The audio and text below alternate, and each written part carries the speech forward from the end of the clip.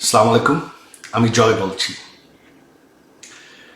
আপনারা জানেন যে গত ১.৫ বছর ধরে এই অবৈধ ইউনূস সরকার অবৈধভাবে ক্ষমতা দখল করে আছে।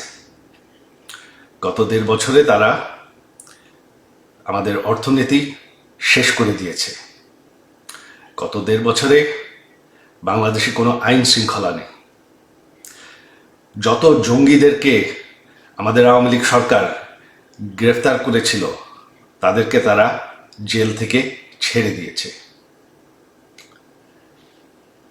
স্বাধীনতার চেতনা তারা চেষ্টা করে মুছে ফেলছে, বাংলাদেশের ইতিহাস মুছে ফেলছে। তারা বঙ্গবন্ধু বাসা, যেই বাসা, সেই ঐতিহাসিক ৩২ নম্বর বাসা যেখান থেকে আমাদের স্বাধীনতা ঘোষণা হয়, সেই বাসাকে তারা ধ্বংস করে ফেলেছে। আর সবশেষে তারা এখন জামাতি রাজাকারদের হাতে দেশটাকে তুলে ধরার চেষ্টা করছে। এখন রাজাকাররাই ক্ষমতায়। এখন তারা চেষ্টা করছে বঙ্গবন্ধুর কন্যা প্রধানমন্ত্রী শেখ হাসিনাকে বিরুদ্ধে অবৈধভাবে আইন বদলায়, মিথ্যা মামলায় গায়ের জোরে সাজা দিতে। তাতে কোনো লাভ হবে না। তবে আমাদের দেশের ভবিষ্যৎ এখন অনিশ্চিত। দেশটাকে রক্ষা করতে হবে।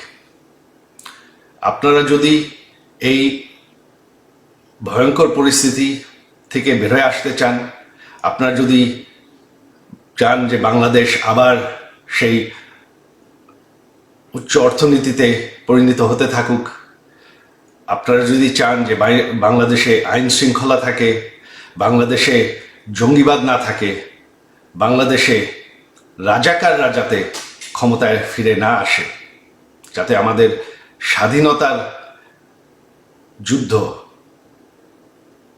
সেটা যাতে মুছে না ফেলা হয়, তাহলে আপনাদের এখন দাঁড়াতে হবে। আপনারা জানেন ১৩ই তারিখ, আগামী পরশুদিন আমরা ডেকেছি ঢাকা অবরোধ। ঢাকা অবরোধকে আপনাদের সফল করতে হবে।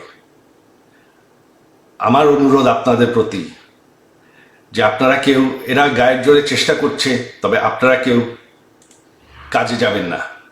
ছাত্রছাত্রীরা স্কুল কলেজে ক্লাসে যাবেন না।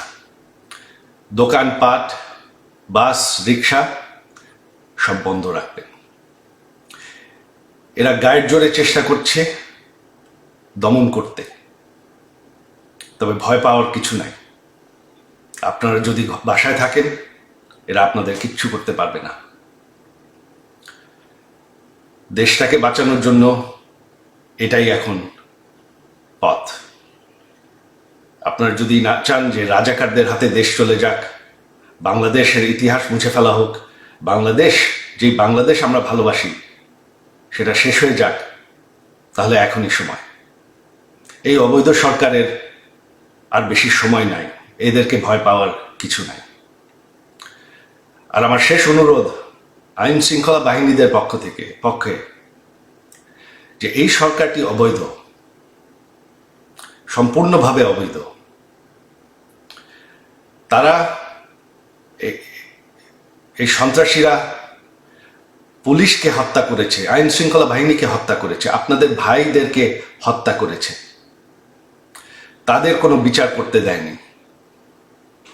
আপনারা আমাদের নেতাকর্মীদের নির্যাতন করবেন না।